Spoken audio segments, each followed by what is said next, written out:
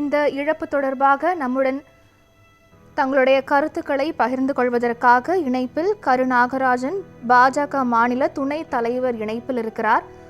ஐயா வணக்கம். உங்களுக்கும் நல்ல கண்ணுவுக்குமான உறவு எப்படி இருந்தது ஐயா?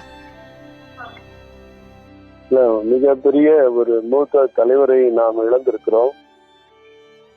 அரசியல் பேதமின்றி அனைவரோடும் அன்பு பாராட்டக்கூடிய தலைவர், மிக எளிமையான ஒரு தலைவர், தன் வாழ்நாள் முழுவதுமே மக்களுக்காக போராடிய தலைவர், குறிப்பாக விவசாயிகளுக்காக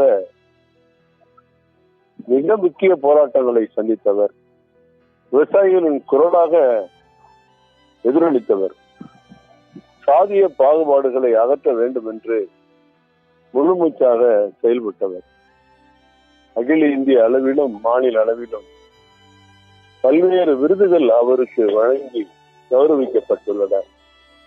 கட்சியினர் எல்லாம் ஒன்று கூடி 1 கோடி ரூபாய் நிதி வசூலித்து கொடுத்த போது கூட அதை அப்படியே கட்சிக்கும் ஏழை எளியவர்களுக்கும் கொடுத்து உதவிய நல் எண்ணம் படைத்த தலைவர், மரியாதைக்குரிய போற்றுதலுக்குரிய ஐயா நல்லக்கண்ணு அவர்கள். கனிம வள கொள்ளையை எதிர்த்து வழக்குகளை தொடுத்தவர், பல்வேறு நல்ல தீர்ப்புகளை மக்களுக்காக பெற்றுக் கொடுத்தவர், பொது உடைமை உணர்வு என்று பேசினால் மட்டும் போதாது, அதை நடைமுறையில் நாமும் பின்பற்ற வேண்டும் என்று பின்பற்றி காட்டிய ஒரு நல்ல தலைவரை இழந்து இன்றைக்கு தமிழகம் வாடுகிறது. அவருடைய பிரிவு ஈடு செய்ய முடியாத இழப்பாகும். வயது முதிர்ந்த காலத்தில் உடல் நலிவுற்று அவர் மறைந்தாலும் என்றென்றும் அவர் நமது நினைவில் இருப்பார் என்று கருத்துக்களை தெரிவித்துக் கொள்கிறேன். அவருடைய ஆத்மா சாந்தி அடைய இறைவனை பிரார்த்திக்கிறேன்.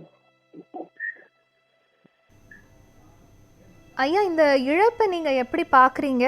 மேலும் நல்லக்கண்ணுவிடம் அரசியல் ரீதியா நீங்க கத்துக்கிட்ட விஷயம் என்ன? ஒரு சில முறை ஐயா அவர்களை நேரில் சந்திக்கிற வாய்ப்பை பெற்றிருக்கிறேன். அவர்கள் உடல் நலிவுற்று இருக்கிற பொழுது மருத்துவமனையிலும் இல்லத்திற்கும் கூட சென்று வந்திருக்கிறோம்.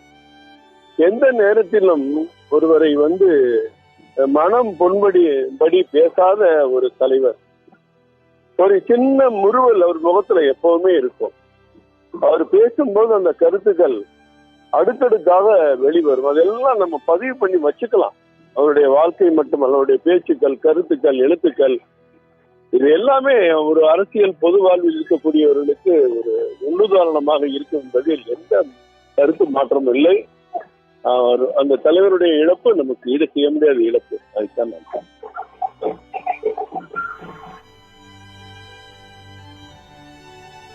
இணைப்பில் தங்களுடைய கருத்துக்களை எங்களோடு பகிர்ந்து கொண்டதற்கு நன்றி கருநாகராஜன்.